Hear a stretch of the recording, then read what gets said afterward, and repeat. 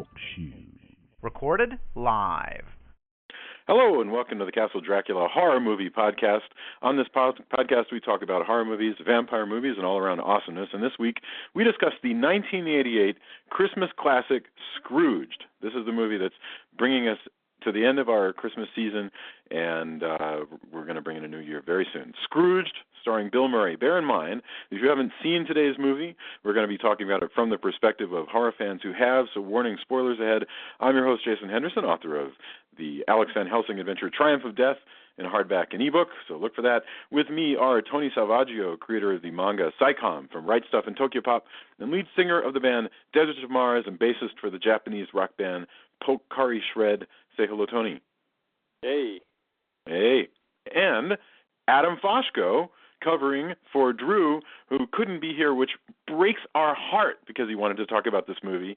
But we've got Adam Foshko, once again, screenwriter and consulting producer for such games as Call of Duty Modern Warfare 3 and Skylanders and Skylanders Giant. Say hello, Adam. Hey, how are you? And with color commentary, just back from her stint as a guest host on this very show, attorney Julia Guzman. Say hello. Hello. Hello. Okay. Scrooged, saith Wikipedia, more or less, is a 1988 American comedy film, a modern retelling of Charles Dickens' A Christmas Carol, in which Bill Murray plays a mean, domineering TV executive whose production of a live TV spectacle version of A Christmas Carol, starring Buddy Hackett, is disrupted by the visitation of three ghosts. The film was produced and directed by Richard Donner and stars Bill Murray with Karen Allen, Bob Goldthwait, John Forsythe, Carol Kane, John Houseman, Robert Mitchum is in here, and also a couple of Bill Murray's brothers show up in the movie, and Brian, John, and Joel, three brothers. So, Scrooged, I'd love to hear your first impressions, like where you saw it, what your general feeling is, and then we will dig in. This is a lot to talk about in this movie. So let's go Julia, Tony, Adam, and then me. Julia, first impressions, Scrooged. I had never seen this movie before. It is my first time, and I found it very entertaining. I just think that Bill Murray is such a treasure. He's hilarious. Oh, my God, he's crazy. The way he interprets lines and just does things, it's just so bizarre. So that I enjoyed, but I found myself, ever since watching it, I find that every time I start thinking about something that he did or that it was funny about the movie, I chuckle, and then immediately I think of something that really irritated the heck out of me, and then I go, oh, but that was stupid. It's like this kind of internal dialogue all day long going, oh, this is really funny, but that was really stupid. So I think mostly I liked it, but I definitely thought it was silly in a few spots, not in a good way all the time. So anyway, but it was fun. Okay, mixed bag from Julia. Tony, tell me what you think about Scrooged. I like it a lot. I always forget, I don't watch it probably during the year that much, if at all. I always forget how kind of subversive it is. It's like, it's just weird. It's like, wow, okay, they were saying things, and sadly, like the TV show thing, I think it may have gotten worse, or mostly the same, because it's the same kind of things they even talk about on 30 Rock now. So not much has changed. Wow, that's sadly. a really good point. But I like it a lot. There's some great makeup effects, special effects, and some just crazy performances from the ghosts. I also like that, it's not slovenly to the movie. Oftentimes, even if it's a modern take, it will still be Scrooge and it'll still be Cratchit, etc. And they kind of play with that here, or there's analogs for all of those people, but it's done differently, and I thought that was kind of cool. So I like it. I see. Right. Okay. You're talking about you would be annoyed if it was like an American Christmas Carol. There's a lot of good ones that are that do stick to it, and that doesn't make them bad. Yeah. It's just that this chose to do all of that, but in a slightly different way, and I think that's part of why it works, and it's something you can watch without going, oh yeah, look, it's so and so in the Scrooge role this time. It's different enough, put it that stuff. The one that always pops into my head is Henry Winkler in An American Christmas Carol. That was probably like 1984. Yeah. I want to say maybe earlier. I don't remember exactly, but they made chairs. Henry Winkler did. Anyway, okay, Adam. Oh, first impressions, Scrooged. Well, I'll tell you. First of all, forgive me if my voice breaks. I'm just getting it back, so bear with me. It's all right. The deep and craggy Adam sound is good. Excellent, Go ahead. baby. Excellent. So, this is required viewing at my house. Has been ever since it came out. Every year, along with Lethal Weapon. This is one of the Christmas movies that we end up. Now, it may very well be because I'm the son of a television executive. But when I first saw this, it was a really amazing thing. I mean, you're right. It sort of got a dark sort of twist to it, but it's very sardonic. It's very ironic and sardonic, and it has a lot of really interesting sort of twist to it, which I really like. I mean, above most of the other Christmas carols that are very straight, this is a great interpretation. I think it still remains one of Richard Donner's better pictures, and I think it also borrows a lot from what was making SNL kind of really good in the late 70s and the 80s. That uses a lot of that talent. It's very well realized. A great vehicle for Bill Murray. I think that it's really, really well cast. I think it really stands head and shoulders above the others. I really like it a lot. Very good. Okay. All right. So you're going to be, which I assume that Drew would have been as well. So you truly step into Drew's shoes as the guy who loves this movie. All right. Scrooged has a special place in my heart. I saw it in high school. I had a wonderful time. Went with some friends. I remember seeing it. Now looking at it, I think Bill Murray is fantastic. I think this is one of the first movies where you watch it and you realize that Bill Murray is capable of a lot, because this isn't even the Stripes Bill Murray where he was, the lovable goofball, who is sarcastic and can piss off Warren Oates. This Bill Murray, he has a lot of color to him. He shows, a lot of different emotions, a lot of depth. You really believe him in this character. So I enjoy watching it for him. I enjoy the ghosts. I think there's a lot of disturbing stuff here. I don't think it's wrong for us to be covering this in horror movies, because I think Christmas Carol is, fits in very well with the horror universe, and a lot of our Halloween traditions, weirdly enough, come from A Christmas Carol. And there's certain things that I really wish I could just edit out of the movie. I mean, I wish that I could that there could be a director's cut that took out most of the slapstick comedy. Well, not Carol Kane. I'd keep her. We'll get into that. But a lot of the goofy stuff, there's goofy, broad stuff in here that I think breaks the tone of the rest of the movie.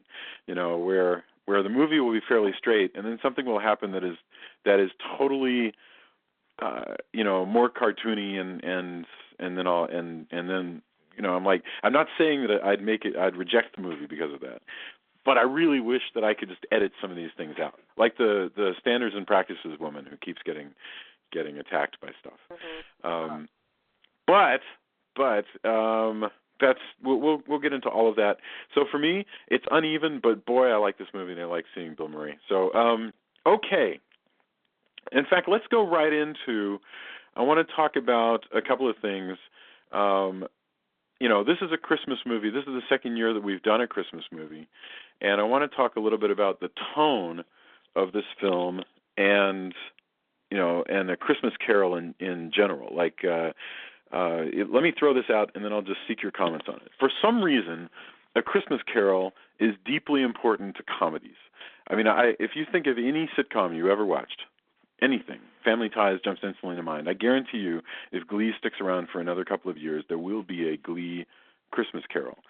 Christmas Carol is this deeply important story that gets retold in every form, but this is a true comedy Christmas Carol, and I can't think of that many of those. Does it work? And what did you think of the tone of this movie in particular? I think what makes it really unusual is the fact that it's a Christmas Carol within a Christmas Carol. Like there's actually the actual Christmas Carol in the background of the and then so they even play it for laughs when he sees the ghost of Christmas Future or whatever in the elevator, but it's actually just the character, the costumed actor for the production that they're putting on. And so then he's like, kind of kneeling and saying, okay, whatever. I don't remember what he says, but he's like yelling and everybody's going, he's coming for me. Okay, good point. We should, for the listener who needs a recap, we should mention that, as I said in the beginning, the whole point here, for whatever reason, is that this Mr. Cross, who is the meanest man in Hollywood, is producing and has been put in charge of this. It's a little unclear, and this is very strange, but it seems to be a sort of Live Aid kind of presentation of Christmas Carol, where they're going to be recording parts all over the world. It's extremely complicated. They're doing it live. There's got most of the cast on Christmas Eve. On Christmas Eve, and I should mention, by the way, that we in the audience are intended to be kind of appalled that this is happening. I found that strange. I couldn't tell, whether it seems to me that the movie is saying, isn't it appalling that they're doing a big live show on Christmas Eve? Oh, actually, let me interject for a second. Please. I think that, first of all, I think the idea of, it's New York, which is sort of still the seat of live television, and the idea of spectacle. I always tend to think that we're 3 seasons away from The Running Man. So I believe anything at this point. So I think having the idea that Cross as this executive is continuing to sort of rise to the top. He really wants to do something that's over the top. So he's going to put together a live show. It's the kind of thing that the expectation of the network is one thing. It's, we'll have John Houseman, we'll do the show, it'll be just like normal. We've cast it, in a regular sort of way. Buddy Hackett will be in it. God bless everyone. But Cross has a completely different angle. He's going to bring in the dancers. He's going to do all this stuff. He's going to really add some spice to it, and that's the thing that he is so sort of anti-Christmas and anti kind of everything else. He's going to go for spectacle. He's going to go for bread and circuses. He's going to make the people terrified to turn away from the true meaning of Christmas that he will impart to them via this live broadcast. So for ratings, Also, it's like we're talking like, well, how in the 70s, for example, how was there a all-star Halloween special that had Kiss and Paul Lynde? How would you decide to put together the Star Wars holiday special? Oh yeah, and it's because in reality there were pretty much 3 networks. Yes. And so everyone was vying for your. This one happens to be a cable network. I get, I guess it's IBC. So I think it's intended to be one of the 3 networks, and it's changed. I think we're looking at NBC or something. So you get everybody together because you want to make sure that your special stomps all the other ones because you have all the people you would ever want to see, right? Yes, you're right. Why, you've got John Houseman and Mary Lou Retton.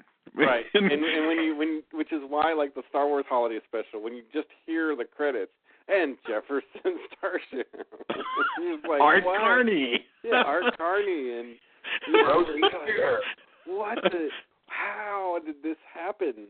And it's Star Wars, and that is remarkable. That's a good point. This whole what else were you gonna watch?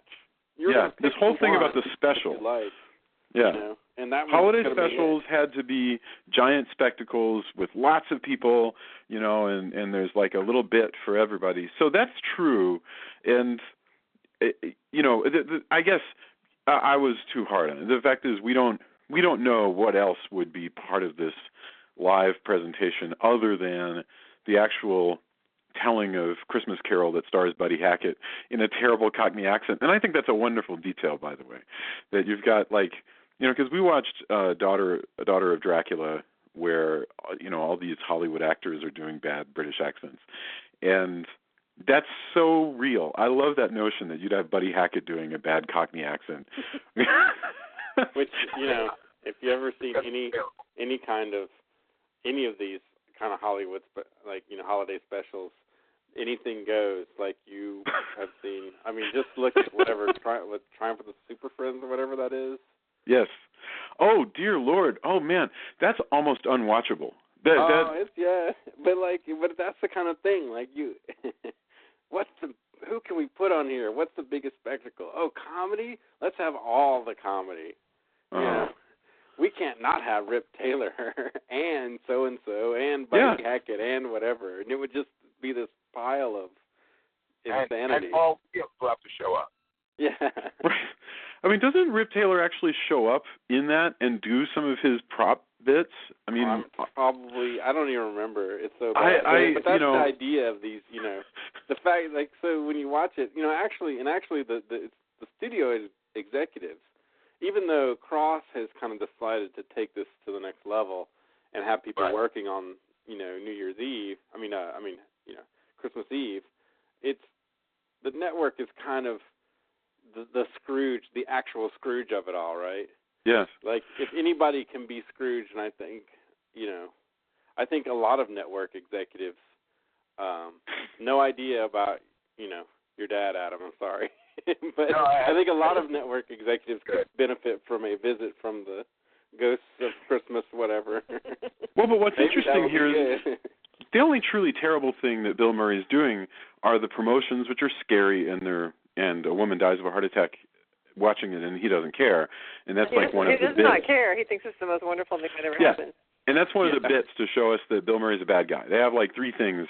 But the special itself, I have to say, sounds terrible, but the notion that a bunch of actors and producers are going to do a show on Christmas Eve and everybody's going to watch it and enjoy it, that actually sounds kind of nice to me. So the nature of the thing itself doesn't seem particularly Scroogish. What's Scroogish is people having to work on Christmas Eve. Yeah, except he's doing it live instead of pre-recorded. Yeah, absolutely, that's true. That's the crux, right? But he's a well, you can always celebrate Christmas after No. work. No. If you're a heathen. See, this reminds me, by the way, you mentioned Glee, and for whatever reason, Glee decided a couple of weeks ago to have sectionals be on Thanksgiving, which I was like, what? Nobody would ever do that. And they kind of wrote it off, like why are they doing that? Oh, I guess because everybody will be home for the holiday. I'm like, no, they won't be at school. They'll be with grandparents. I don't know. I thought that was ridiculous. I could swear that Tony and I have done panels at Wizard World on Thanksgiving. I don't think so. No. Anyway, maybe that's just in my imagination. That's my fevered alternate dimension, Tony. Oh boy. But no, okay. But anyway, the thing is, the Scrooges that run Wizard World. No, I don't think they schedule the Wizard World during. They do have football games on Thanksgiving, so that's kind of obnoxious. That's true. That's true. Those bastions of. I don't think they've ever done a Thanksgiving Wizard World where they expect everybody to show up and. That I know I'm not imagining this. I know that I've been to shows on Thanksgiving, but whatever, it doesn't matter. I mean, maybe it happened once, and for some reason I imprinted on that. But regardless, Turkey Day, these comic book people. But Murray, what the problem really is that you're right. They could have done this pre-recorded, and that would have been nicer to everybody. But Bill Murray is a terrible man. I mean, the thing is The product they're making is not that bad. It's cheesy, but it's no worse than Paul Lynde's Christmas Halloween special with Kiss and Margaret Hamilton. But and Pinky Tuscadero. I just have to throw that in there. Oh, and Tim Conway, now that I think of it. Yes. That's a terrible special, and you must watch it. It's terrible, but it's also really good. Next Halloween, we are doing the Paul Lynde Halloween special. And we should go ahead and throw in the Star Wars Christmas special. I don't know if you can pay me to watch that. Okay, but special. To return to the particular movie of the week, Bill Murray is a bad person.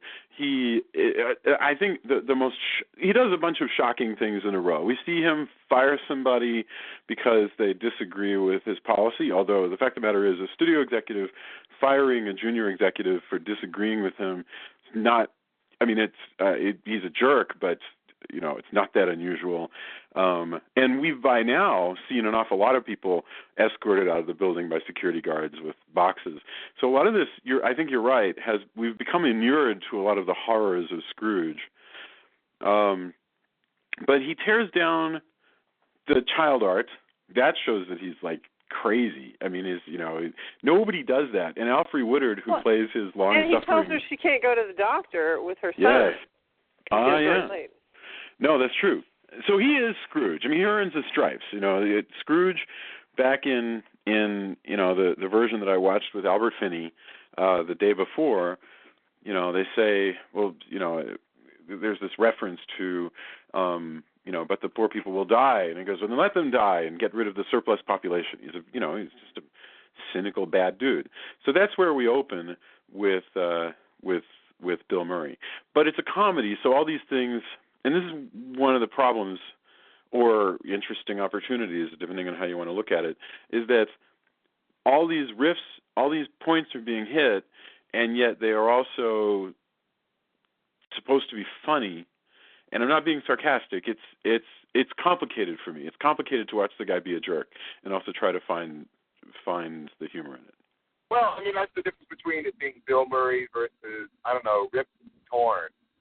Yeah. When you have Rip Torn doing it, you're going, wow, that guy's being a giant jerk. When you look at Bill Murray, you're going, there's something vaguely funny about it. Yeah. But, it just somehow works when he's doing it. And plus, they turn around and they play it for laughs later. I mean, it's all done in the setup. And then the rest of it, mostly is him suffering. And he's suffering comedically. Yes. So, I mean, pretty much whether he's being hit, with a toaster or whether he's reliving his childhood. I mean, the whole thing, it just, they set him up and they make him kind of bad. It's the giant send-up of the industry more than anything else. So, and he's obviously represents the industry and all of that. And then they make him pay throughout the rest of it. It's only kind of, a cautionary tale kind of at the very end. The rest of it is just him being completely, smacked around. And, the thread with Karen Allen, and this is really her and her sort of the cutest and most genuine and human. Yes. So yes. There's a nice little bit there where you're seeing a part of him that he's, wanting to ignore more and more. And, I think it works for that reason. If it was just one thing or another, it would be much flatter or it would be too one-sided or too dark as a play. But I think the combination seems to work okay. I think what you're getting at is kind of the basic likability of Bill Murray. I mean, so that even when he's being a jerk, you keep, or I should speak in I words. I keep wanting to give him the benefit of the doubt. That he's being a jerk, but like he doesn't know any better. And especially, and that's what Karen Allen sees in him is that she comes in and he's a jerk to the people who works for him, and she actually says, she goes, "Why are you so angry?" And it's a caring thing for her to ask. Right. Rather than Bill Murray, you're a jerk. It's more like, why are you behaving this way? Why? What has happened to you? And I kept, I was always shocked because when he would do something bad, there was always this feeling like almost as though he was so far gone that he wasn't even aware of how bad what he was doing. I'm wondering about Karen Allen. I'm wondering is it that she is seeing him for who he used to be and going, I'm sure that guy is still in there somewhere, or do you think that it's her, her bleeding heart, wanting to help people thing that she goes, oh, he's being a jerk, so therefore he's got a lot of pain and maybe I can help him. In other words, do you think it's that she hopes he's going to change on his own and be more like he used to be, or that she's remembering who he used to be, or do you think it's that she wants the project? She's enticed by the fact that he's. That's a complicated question. Does anybody have a theory on? I kind of think it's genuine. I don't. I don't know if, even though what she does professionally or whatever is to sort of fix people. I think this is something because she doesn't have anyone. I mean, it's sort of like they had something once upon a time, but she somehow lost him.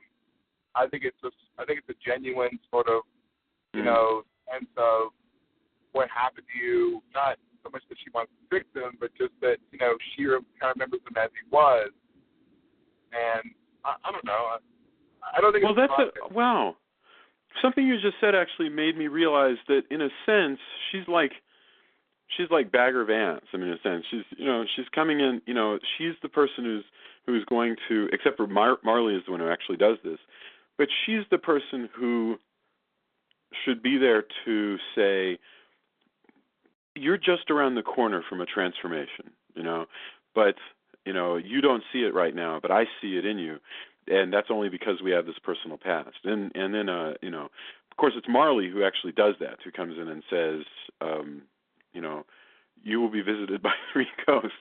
Right. I laugh when I say it because it's so funny that this bit actually works. The fact that he is a Scrooge-like character. He's putting on the Christmas Carol. He knows the story.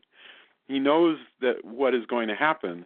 He does, but he's cynical enough to also believe that it will not work on him. That somehow the spirits all doing it in one night is not going to work on Mr. Cross the way it worked on Ebenezer Scrooge. Also, he didn't she didn't choose to come back. He gets dialed, and that's how it kind of starts the snowball effect. So it's not like I think she genuinely is like, whoa, why'd you call me and why this? And then she realized, wow, you're really a jerk now. What happened? Yeah. I definitely don't think it's like, oh, I can save this person. It's like, that's wow, right. He calls her. Yeah. Exactly. I apologize. He calls her because he sees John Forsythe. By the way. He doesn't call her. He doesn't call her. No? Yeah, the ghost calls her. Right, the ghost calls her.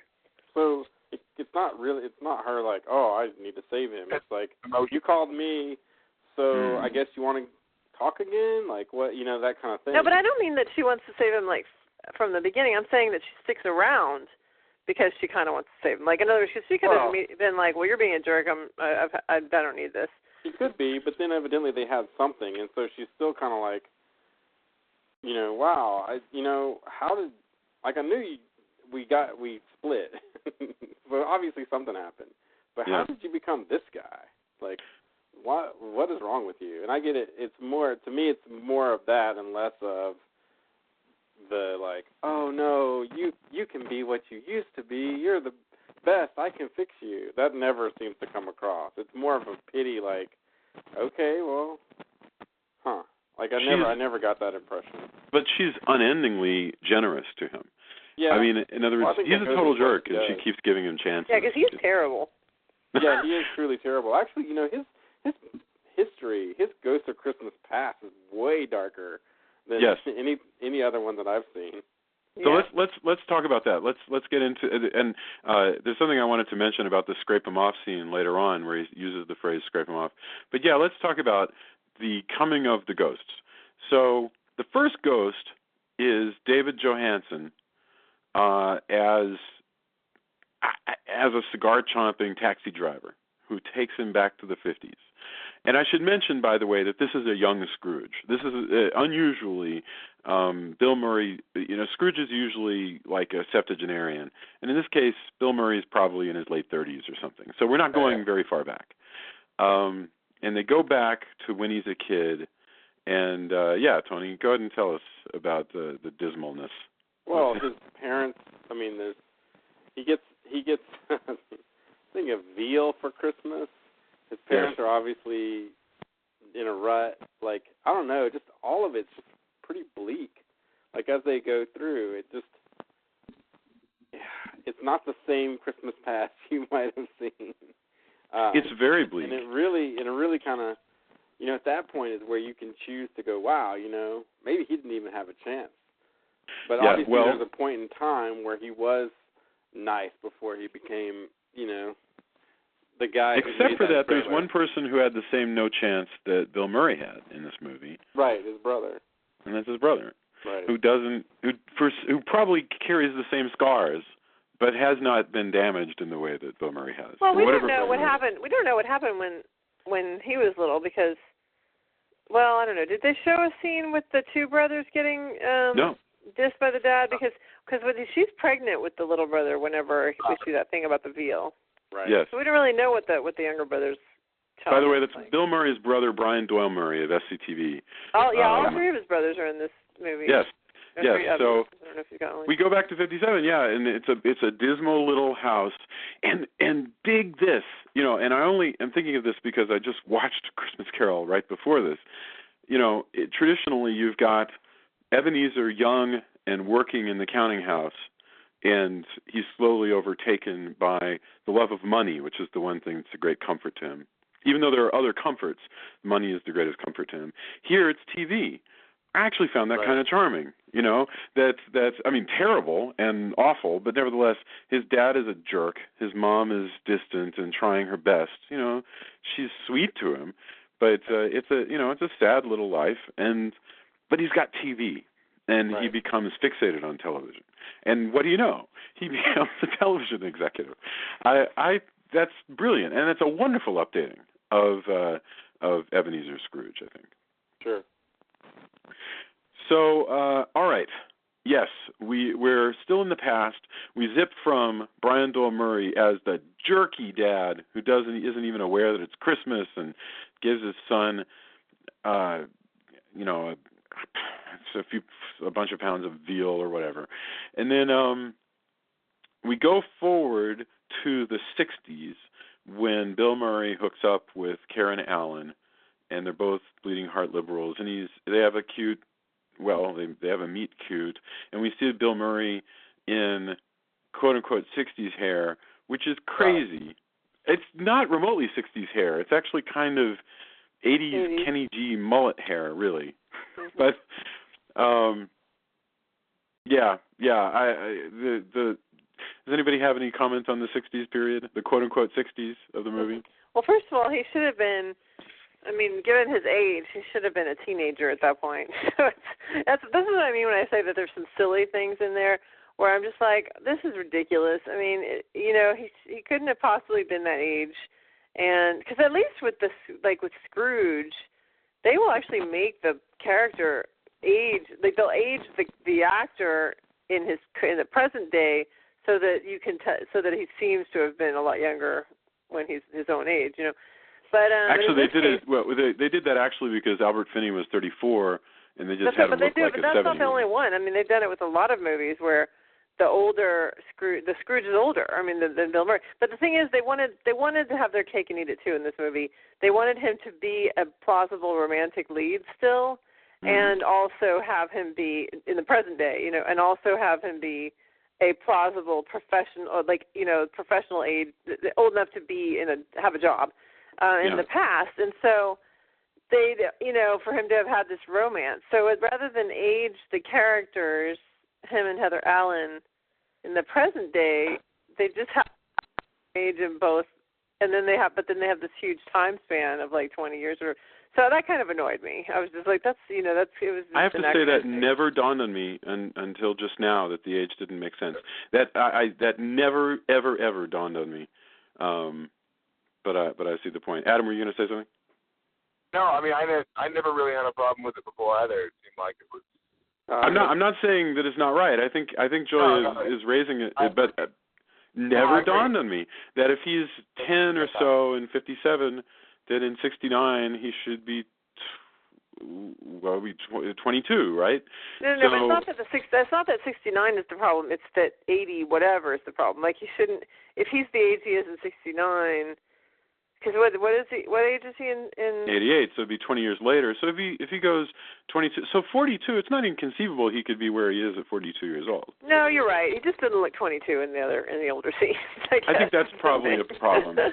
Yeah, I think that's the main problem is that he's supposed to be playing a 20-something version of himself, but instead he's playing Bill Murray, which is great. You know, he's interesting to watch.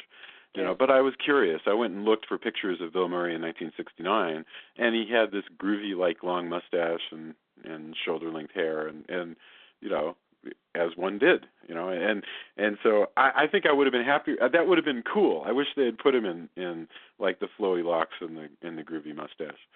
But anyway, the main point of that whole sequence is that he falls in love with this wonderful girl, Karen Allen, who is a complete angel. and remains a complete angel through the whole picture. Is there anything else in the past? Basically, they followed through their break. Go ahead. Yeah. I mean, that's the whole thing with the job when he becomes such an ass, is because they're doing the job. That's when he starts to become so greedy, is that he's doing the job as the dog or whatever, and then they're going to have, the boss wants to meet with him on Christmas Eve, and she's like, well, it's Christmas Eve, aren't we going to do something? And then he says, no, I'm going to go meet with the boss because this is really important to me. And so she's like, okay, bye, and that was the end of their relationship. So, I mean, it's the beginning of, his being. It's a tough one here, I got to say, because if the executive vice president of my company said, listen, I need you to come for cocktails at 7, can you do it? I got to say, there's a part of me that would go, listen, I got to do this thing, 20 minutes, and I'll be back. Everything's cool. And that would be all right. You can believe that your family would be really pissed off about it. So, among the four of us, I'm probably the most workaholic. I don't know. I don't know, actually, come to think of it.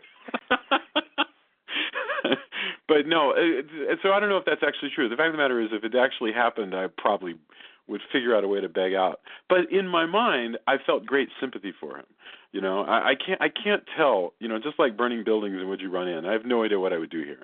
If John Forsythe says, "Let's go get cocktails," it's really important. You have to. It's hard to figure out what you would actually do. But he goes without it. There's not a moment's hesitation. He's like, blow it off. He's already gotten cold, so he's already like, whatever. It doesn't matter that we've been planning to get together with our friends. And so that's the end of his relationship with Karen Allen. She dumps him right there, and that's the end of the past, if I recall. So how does he wind up? Is it then? It's then that he's back in the present, and how does the second ghost come along? Because the second ghost is, of course, the present, which is Carol Kane. I'm just trying to remember if Carol Kane hooks up with him after he visits the soup kitchen or before. Does anyone recall? There are so many threads in this movie, considering how short it is. Well, let's see. I took notes. Okay, so we've got the Office 1968. Oh, by the way, there's the 1968 Office Christmas party, which is hilarious with the chick making Xerox copies of her butt and handing them out to everybody. Right, and she likes him. She likes Scrooge. Cross, but and then there's and then we have the show. Then there's it's scrape them off. Yeah, so in the current time, he goes to see her, tells her to fire her volunteers. That's what it is. He goes in to the place that she works. And by the way, there's a continuity error there where the business card she gave him said something like Project Outreach or whatever it's called, and then the place itself is the different name, which is kind of funny. But anyway, so he goes there to visit her and immediately starts yelling at her volunteers because they're trying to get her to help them with something, and he's like, do it yourself. Don't be so incompetent. And then he's like, you need to fire them. She's like, I can't fire them. They're volunteers. Once again, I found myself completely sympathizing with Cross here. When he goes, when he turns Scrooge's ghost for Jason. A very big woman. Look, I think I know what it is. It's probably the allure of the Richard Burton impersonation. Okay. So what I mean is, there's the moment here where these women are asking Karen Allen, blah blah blah, the turkeys haven't shown up, whatever, and Bill Murray becomes a jerk, and I don't follow him all the way to being the jerk, but I do completely sympathize with him telling her, no, these are big women, these are big girls, they can figure it out, He goes, go figure it out, and that strikes me as being a completely reasonable suggestion on his part, except for that it's not her management style, and that's just not how she rolls.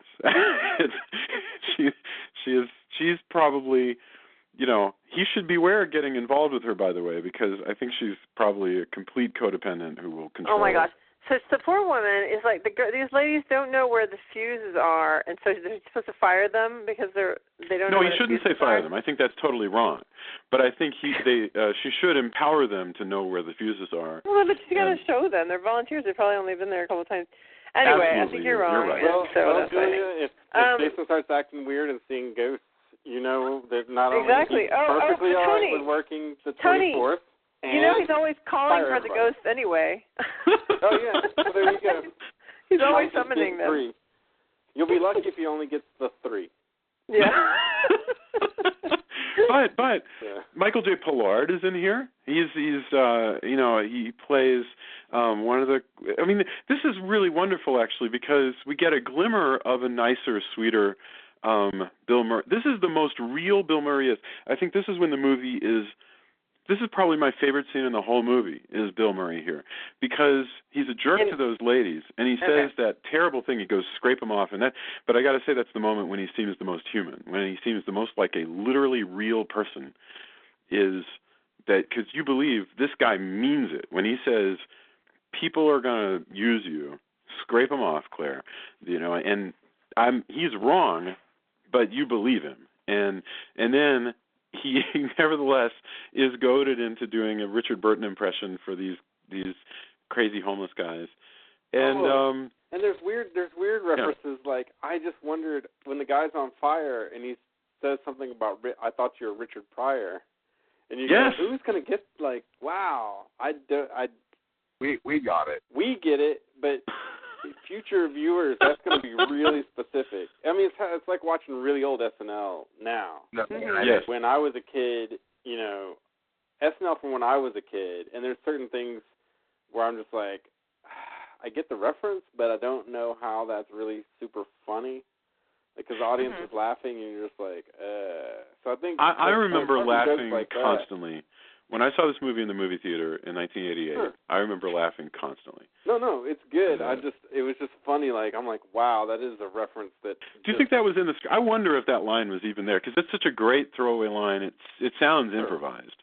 Yeah, I mean, I'm that or it's Michael O'Donoghue. It's Yes. Tell us, Adam. I think you were saying a little bit about Michael O'Donoghue, and we should take a moment to explain the guy behind this. Did you get that into your beginning, or do you want to tell us a little bit about the origins of Scrooged and this? Well, I know the two guys who wrote it. Well, one is Michael O'Donoghue, who actually was an early writer and was a writer for a good number of years on SNL, and actually. He even went on to work on something called Mr. Mike's Mondo Video, which was a film that got released later. I think he may have directed it too. I'm trying to remember. But it kind of had that, like, an edge to it that was sort of like, Mr. Mike, and I know nobody remembers Mr. Mike. It was very sort of early SNL, kind of outside the fringe of the not ready for primetime players with Chevy Chase and Belushi and all that. But, Mr. Mike would come out and say, and now I'm going to do an impersonation of Elvis Presley the King, with 16-inch needles in his eyes. And he'll, sing half a bar of a song and then, grab his eyes and scream for 30 seconds, writhing around on the floor.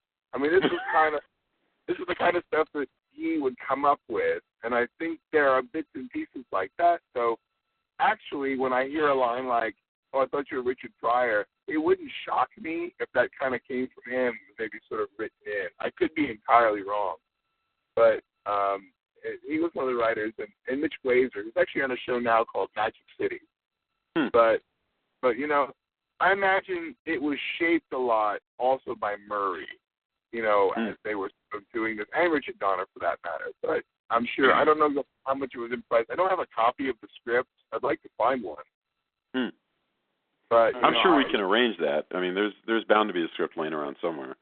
On Simply Scripts, they have so many scripts there. So that's worth it. That sounded like a total paid plug of Simply Scripts, didn't it? Working that in. It's not, but yeah. But no, seriously, I would look there.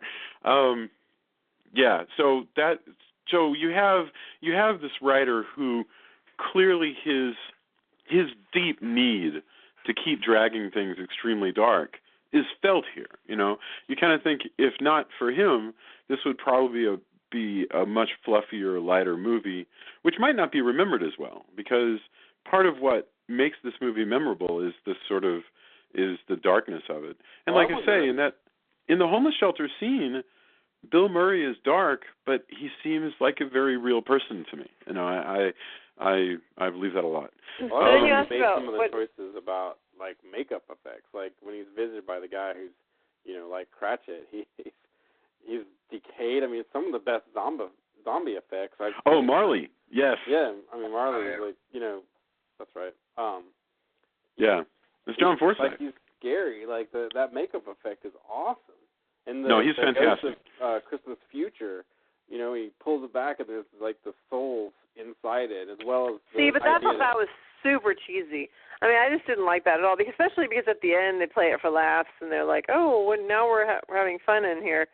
I don't know, because I think I just thought it was really cheesy. But the makeup effect itself looks awesome. Okay, we were going to mention, we're working our way through the ghosts, so I want to talk about Carol Kane, and then let's get to the Ghost of Christmas Future, because I think that's a really stunning piece. Yeah. Carol Kane is a lunatic, and I've never quite understood Carol Kane, the actress herself, because she has this out there persona, and I've never really grasped where Carol Kane is precisely, and that's fine. It doesn't matter. I don't need to know Carol Kane because I love the persona so much. Obviously, you've never seen Transylvania 65000. Oh yeah.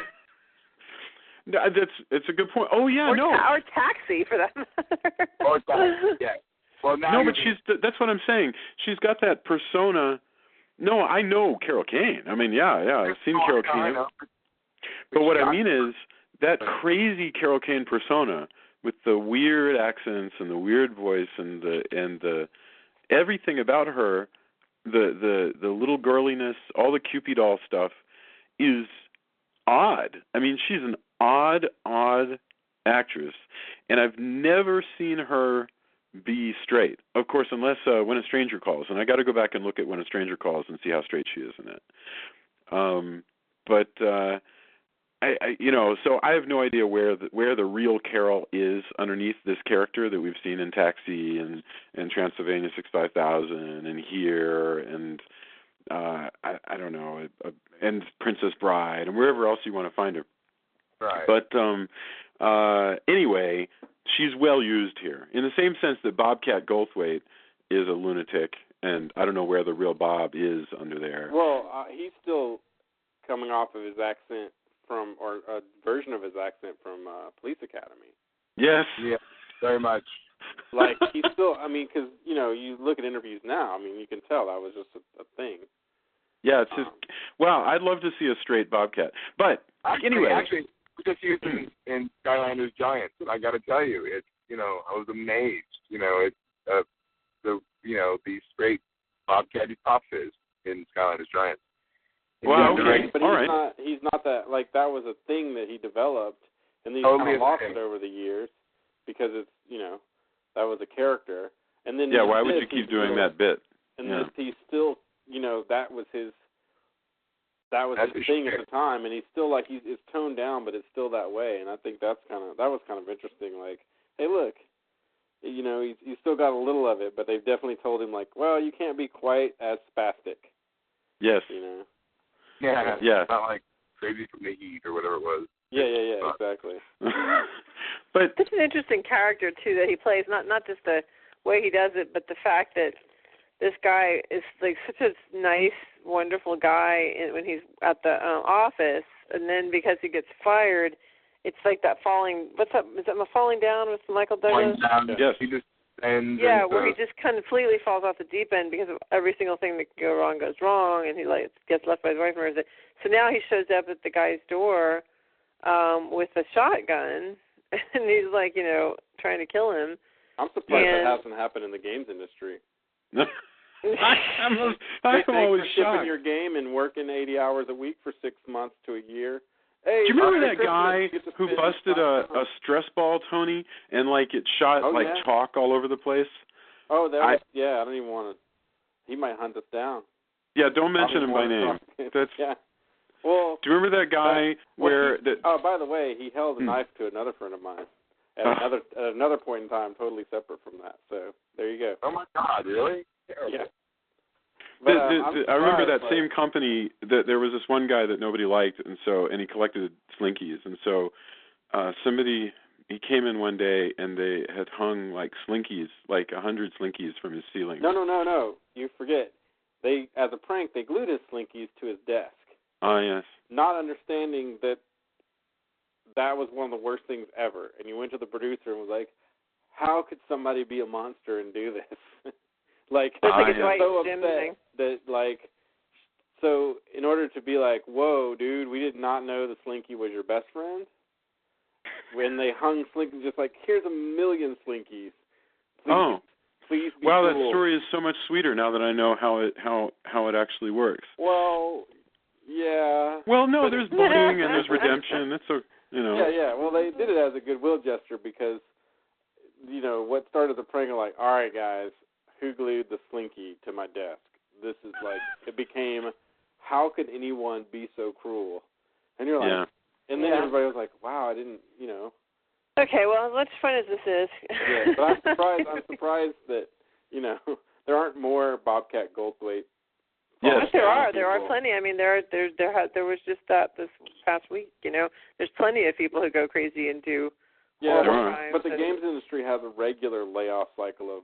That's why they call it. That's why they work. used to call it going postal, because it was the postal workers who'd done stuff like that. But regularly around Christmas, there was just the studio today that was like, yeah, thanks for all your work. I know you crunched a lot, but hey, you get to spend all that time with your family.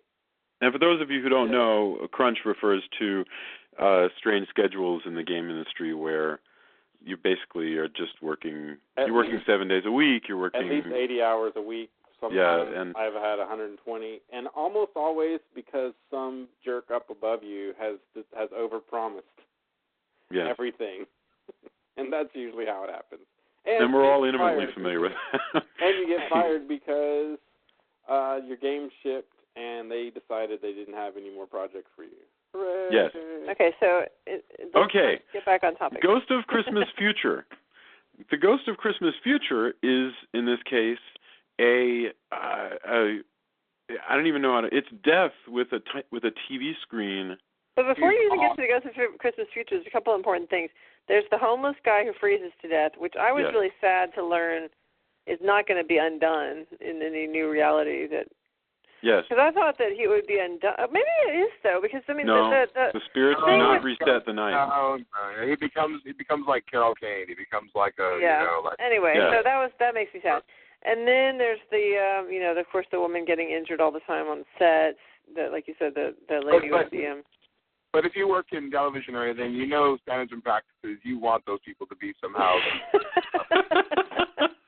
You're delighted whenever that happens. They're like, and there's Mary Lou Retton doing flips as Tiny Tim in their live production. So there's some funny things before we even deal with.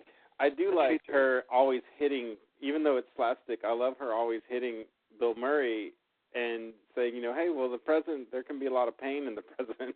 I love her. My thing about slapstick was not about Carol Kane. I think Carol Kane in this movie can do no wrong. I love every moment she's on the screen. Carol Kane, actually, there's a couple things in the trivia there in IMDb. One is that she hated beating him up all the time. She hated it. She felt terrible about it. And second, that when she pulled his lip, she tore his lip so bad that they had to stop production for several days. Oh, no.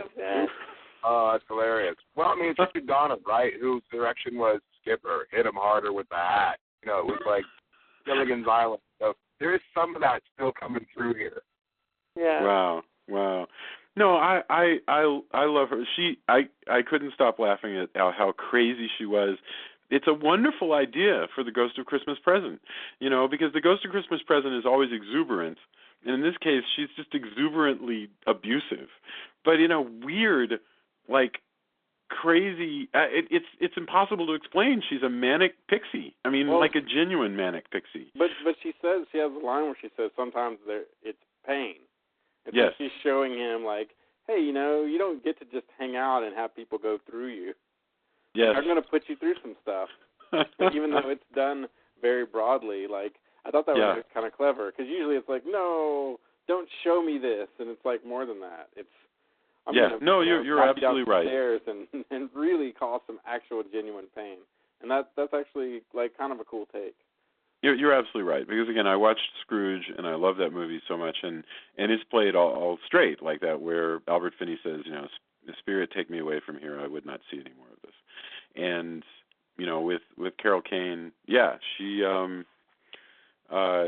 she's going to beat him up while she shows him what a great time everybody else is having, and what a great time his poor secretary is having, the endlessly suffering Alfre Woodard, whose son is. We should mention Tiny Tim in this one, is scarred by urban violence, and so he hasn't spoken since his father was killed. And so that gives us a segue into, I'm going to skip the loathsome John Glover. I think he's really good in his role, but we don't really need to discuss him. Suffice it to say, there are other executives and they're bad. But let's get to the Ghost of Christmas Future. When the Ghost of Christmas Future comes along, he is death with a TV screen for a head, and he shows Bill Murray a couple of it gets really disturbing here. This is where the movie really gets horrifying, and if you had like a 9-year-old with you, I think it would be more disturbing than you might expect it to be. Bill Murray sees, I think he only sees 2 visions, actually, come to think of it. No, he sees 3 visions. He sees Karen Allen, who has become a jerk because she's learned to scrape off the people who would take advantage of you. Yeah, callous. Yeah. And he sees the child, Tiny Tim, whatever he's called here, has been committed to a mental institution because he's never snapped out of his problem. We see an adolescent boy, and right. he's in there, and that's really shocking. Bill Murray is like, no, it's fine. I love that he can't help but speak like an executive all the time. He's like, no, I'm all over this. I got a guy at NYU. And then stuff in the box. Yeah, then the box. Yeah, they set him on. That was amazing. He goes in to the funeral, and he wants to know whose funeral it is, who's about to get cremated, and it is himself. And we actually see Bill Murray get into a coffin and start to get set on fire, and that's really, really scary. I mean, I was scared by that. It is. Yeah. Which, I mean, again, it goes back, like, enduring all these, if you haven't seen it, I guess it's, like we said, spoilers, but, like, the set design is so awesome, and the makeup, when, it's all the people around the table and they're all terrible people, look awesome. Like, it just works. Like yeah, and it's just, there's so many just weird choices that are also really cool. And going back to, Marley, like the part where he's holding Bill Murray out of the on the ledge and the arm is falling apart and everything. I mean, that's better than most like zombie work is up until maybe like Walking Dead, Well, and the way that it was dusty, the way that arm was like coming apart like twigs, little bits of dust are breaking away. That was astonishing. So much of that was just so amazing. And then the idea of like there's all the demons. I know that Julia thought it was kind of cheesy, but the demons in him, and then the TV for a face that just worked. That was, I don't know. I had forgotten about just how cool all of that stuff was. But the cremation part is truly terrifying. Like, and Bill Murray sells it. He does a great job. Bill Murray's a really good actor, and so when he's afraid of getting burned alive, he's really afraid of getting burned alive. I was really moved by this. And then we should skip to this so that we can get to our final thoughts and endorsements. I want to talk about the one more thing, which is that every Christmas Carol has to end in a transformation. And so Bill Murray's transformation happens more or less on a dime. I shouldn't say that. He's been slowly changing, but now we've got to wrap it up. And so Bill Murray is glad to see that it's Christmas, and he hasn't missed it, and all that traditional stuff. And so in a whole bunch of bits involving Bobcat Goldthwait and taking over the studio and getting to talk to a live audience, he gives a monologue. What did you think about his monologue about the spirit of Christmas? Anyone? I don't know. I mean, the ending does kind of happen abruptly. I think it works. I mean, that was my one critique is that everything, because you have to have the transformation. It doesn't seem, since the way it's played with the ghosts being more characters, it doesn't play out like since he doesn't do the whole like take me from here spirit kind of thing. It doesn't perhaps have as much weight as it might. But I guess the cremation thing would kind of like, whoa, I don't want that to happen. So maybe that's shocking enough that that's okay. But I think it works. It's a little bit more abrupt than I. There's the scene. Don't forget, there's the scene where he's at the apartment. He comes back to his apartment, and he intercepts Bobcat in the elevator. And rather than Bobcat shooting at him and stuff, he's like hugging him, and he's telling him he's going to hire him back for like 4 times as much money and all this, whatever. So there's that. That's sort of the transition. Yeah, you're right. From yay, I'm alive, because everybody's like I'm alive, and they're hugging him. Right. I should say it's to the live show. Oh, go ahead, Adam. I'm sorry. And then the two storylines, the two presentation storylines sort of come together, and he's live. Yes. And with sort of the live thing, and it sort of makes sense also because he's talking to the world. Yeah. And that's kind of okay. I mean, it's abrupt, but we've never seen that before. Where it's just, usually it was a singular person. It was Ebenezer Scrooge changing and giving a kid threepence to go get a goose. Yes. And as great as that has always been, whether it was George C. Scott or really whoever, or Ronald Reagan, I guess if it was a Western version of it in GE Theater. Which it wasn't threepence, but which actually my father worked on. But your father worked on that one? My father worked on GE Theater with Ronald Reagan. No, your father worked on the Ronald Reagan Christmas Carol. That is the most. Yeah. Please go ahead. But the thing is, you've never seen it to where basically it's not just a single man transformation.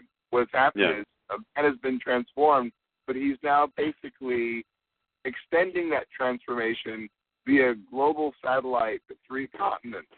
Yeah. And he's it's a good point. Kind of imparting a message to everyone, which is sort of interesting.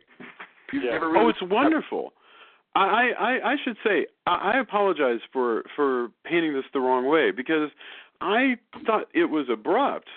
So I'm bugged by that. I think there's probably 10 minutes we're missing. I kind of feel like, but once he makes it, if you take it for granted that he's had the transformation, his speech is fantastic. It brings tears to my eyes. I thought it was wonderful. You can have this miracle. It doesn't have to be. You can have it every day. I just thought that was fantastic. And again, it was Bill Murray showing himself. As a fantastic actor, because he knows that he's just turned on a dime, and so he's only got himself in front of a camera to do a monologue that has to make you feel this sentiment. And again, I think that there's some of it's kind of sweet, and then some of it's just irritating. I mean, the fact that Claire is able to show up in that time, given that it's New York and there's no way she could have shown up in that time. Stuff like that where it's just you're just having to suspend your disbelief. That stuff kind of bugs me, but I really liked. I mean, I'm such a sucker for little kids, and I really liked that they have the little touching moment where the kid who has been mute for years, finally says he comes up and he's like tugs on his sleeve. He's like, did I forget something, little man? And he's like, God bless us, everyone. I'm just like, aw. Yeah, right. Sucker for that. It was really sweet. Yeah, it is. So I'm sold by the end of that. And then there's a really cool, ending where they sing put a little love in your heart, which is a groovy, R&B tune. So. And I remember the Annie Lennox, video with Annie Lennox and the Reverend Al Green. So let's get to our final thoughts, and then we'll come around for endorsements. So final thoughts on, I mean, we could keep talking about it. I always worry that we won't have enough to talk about, but the fact of the matter is I've rushed us along because there's a lot we could still talk about on Scrooged. But final thoughts, Scrooged, we'll go the same order that we started in. So what was that? That was me. It was Julia, Tony, Adam, and me, I guess. So let's go the same way again. Julia, go crazy. Final thoughts. Well, I guess I think it's interesting that you have the show, the Christmas Carol within a Christmas Carol. I think that's kind of a neat thing, and I think that's neat that they added in the love story, and that Bill Murray is in it, and Carol Kane, and we didn't talk about Robert Mitchum, who's in it as well. No, you're right. But you're anyway, totally right. There's some great people. So I think that makes it a really fun film, and you know, just as comedies can be, it has some cheesy moments, but that's okay. It's fun. All right, Tony, final thoughts on Scrooged?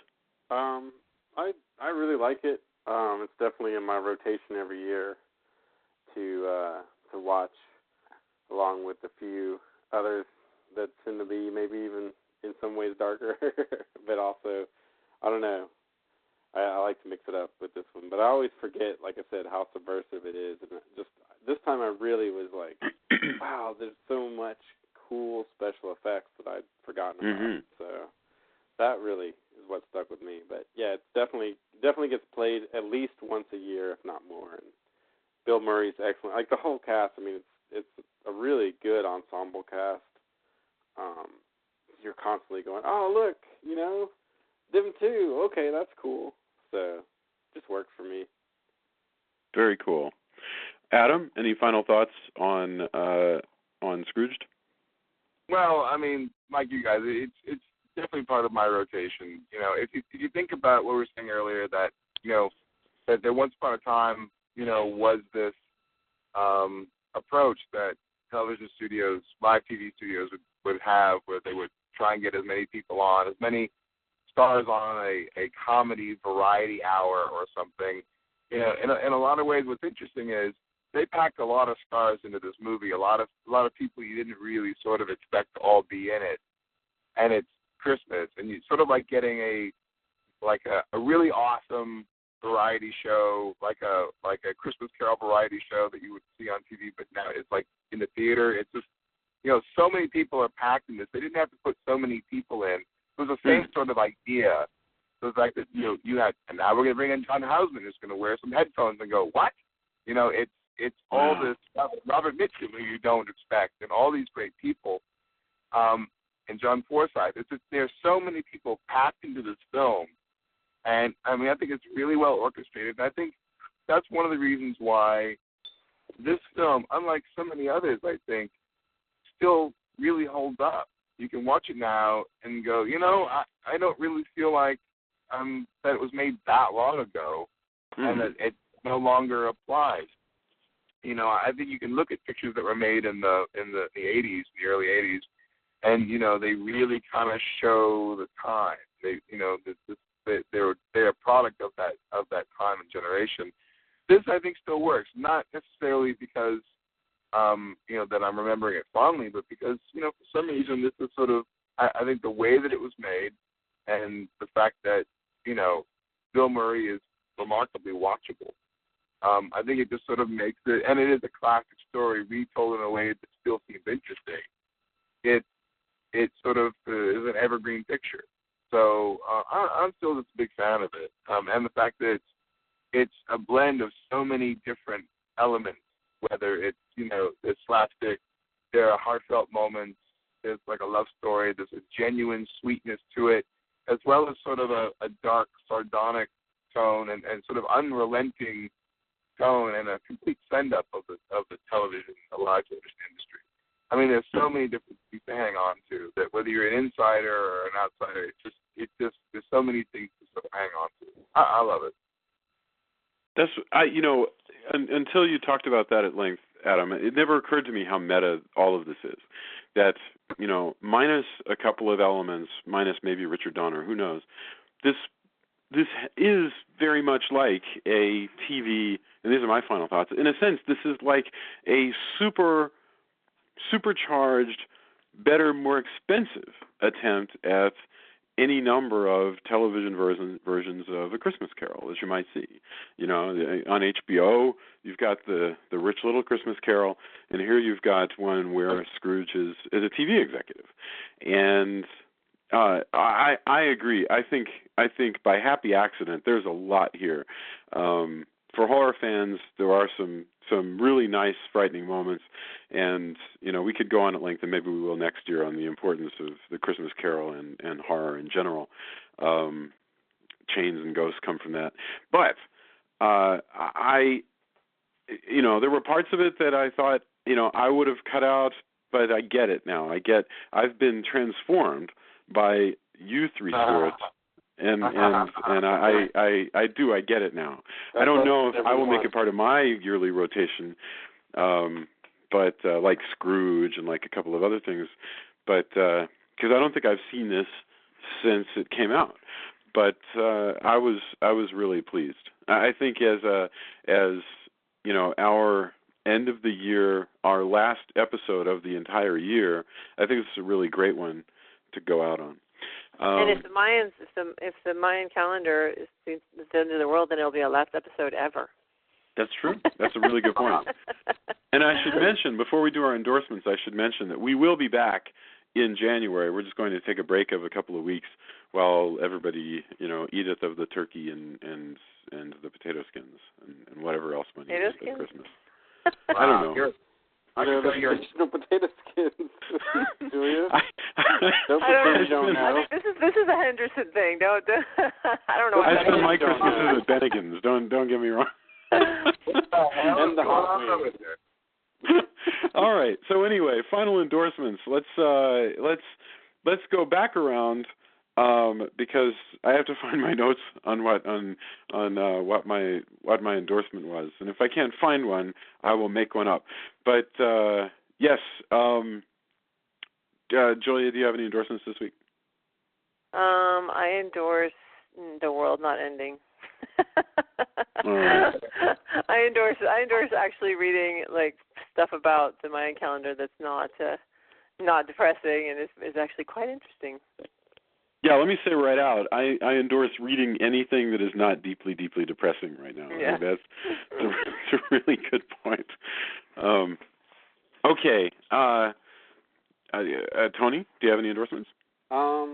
Let's see. My selfish one this week will be that both of my bands are playing, if you happen to be listening in Austin, the 29th, Saturday, I think starting at 9:30, which I tell people to get there at 9 because they start on time. But both Deserts of Mars and Picari Shred is playing with the final show of Descendants of Erdrick, which if you're a geek like I am, they play video game music cover tunes, and they're all really awesome musicians. It's the final lineup. It's the final show of that lineup. And Ethereal Architect, which is like this prog metal band that's really awesome, and Holy Cacao, which are always really good and super entertaining. So that's going to be, not this Saturday, but the next, and it's a really good lineup. Like, I'm really happy. And it'll be my first time playing two bands in one night, so we'll see how that goes. Wow. It sounds like this, like the plot of an episode of Family Ties or something. That you need to run from your rock and roll band to your J-pop band and then back and forth. And it would work a lot better if you needed a wig for one of them. Yeah, I wore a wig on Halloween, I guess. Went as one of the thugs from Fist of the North Star. So that was... Inevitably, you'll wind up at one of them with the wrong wig. It would work especially well if it was gang colors type of thing, where you had to wear certain colors for one of the bands and then opposite colors for the other band, or all hell would break loose, and then you forgot to change part of it, and they're like, what? And unfortunately, you're married, but it would work out really great if you had a girlfriend in each. Yeah. Called you by a different name. Oh, man. This sounds I want your life to exist, only be slightly more sitcomized. That's all I'm saying. That's cool. Also, that sounds awesome. I like this plot. But one thing I did, somebody, Jay Knowles actually turned me on to this, that there's this version of Christmas Carol written by Rod Serling and starring Sterling Hayden, Peter Sellers, and Quint from Jaws that only showed, I guess, before in December 28, 1964. Really? And the Turner Classic Movies, TCM's showing it.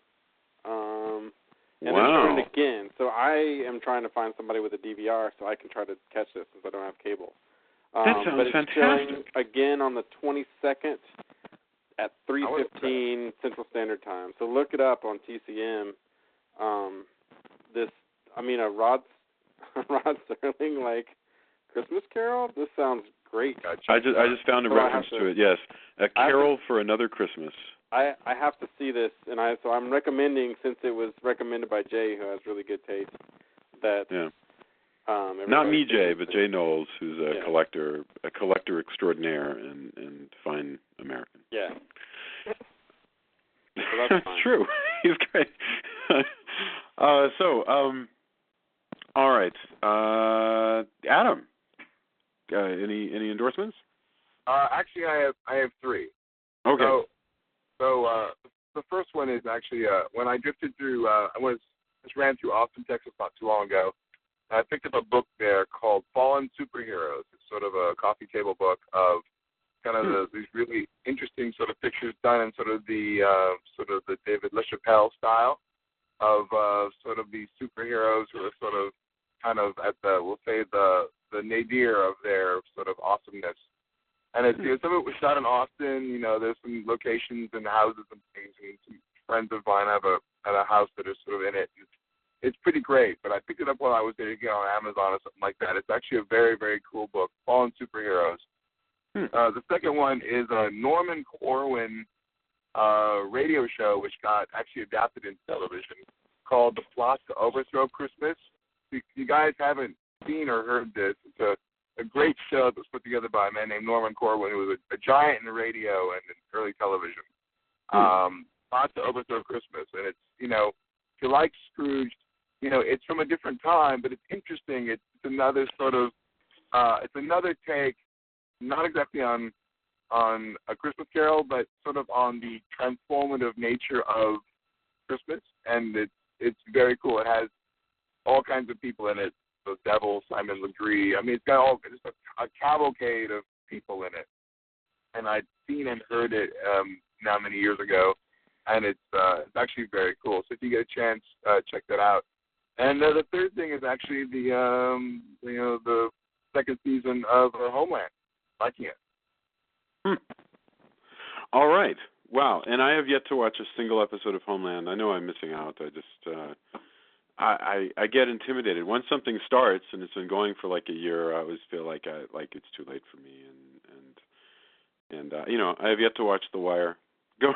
So I will eventually watch Homeland. Okay, my endorsements.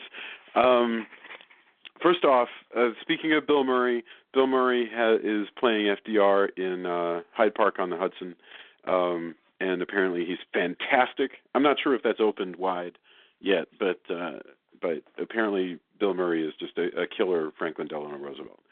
So I think that's fantastic. I also wanted to mention, if you want to see really interesting Bill Murray, try Ed Wood by Tim Burton, because he plays Bunny.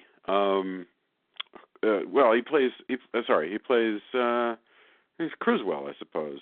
No, Criswell was Jeff Jones, so he plays Bunny. He plays the guy who was the sort of very fey lead of the aliens in Plan 9 from Outer Space. It's a fantastic part by Bill Murray, just fantastic. And that movie, Ed Wood, I don't know. I guess Martin Landau won an Oscar for it, but it's almost as though it's forgotten. Maybe it's just because there's just so much Tim Burton out there. And speaking of, I know you guys were not big Dark Shadows fans. I think in the new year we got to talk. I loved it. Okay, then in the new year we got to talk Dark Shadows. And since Drew didn't like it, I think we're going to have to figure out a way to have all of us on there so we can have a really robust conversation. But I liked it, and I also don't care. I'm a fanboy, and I would have liked it even if I didn't like it. So I got a book called The Dark Shadows Visual Companion, and it is this enormous coffee table book that has just like really fantastic photographs, full color and black and white, and just wonderful stuff, both from the new movie and also from the 60s soap opera, which I've been watching on Netflix because you can just let the episodes play. And I'm a huge Dark Shadows fan. So the Dark Shadows visual companion, if you have anybody in your life who's like a vampire fan, is into Dark Shadows, I think, and then this is an ideal sort of Christmas present. And that is... Go ahead. Yeah, before you cut us off, I just wanted to say to everyone to have a wonderful Christmas if you celebrate Christmas, and if you celebrated Hanukkah, I hope that was great. And just to say that, of course, the folks in Connecticut are in our hearts and our thoughts, and I've just been hugging my kids every second I get, and just appreciating that I have them here. So I hope everyone will take this time to appreciate who they have in their life and make sure they know they're appreciated and loved. Yeah. Well said. Be cool. Thanks, everybody. That's my thing. Is just be good. We offer. Yeah. This is at least a time. Some people get jaded, but it's a time when everybody can just be good. Be good to one another. We can all. I think you're right. This is a time when we can all agree. I think, and screw politics and all that crap. Just get your family together and, be good to each other. That's the way I always look at it. Well said. That's beautiful.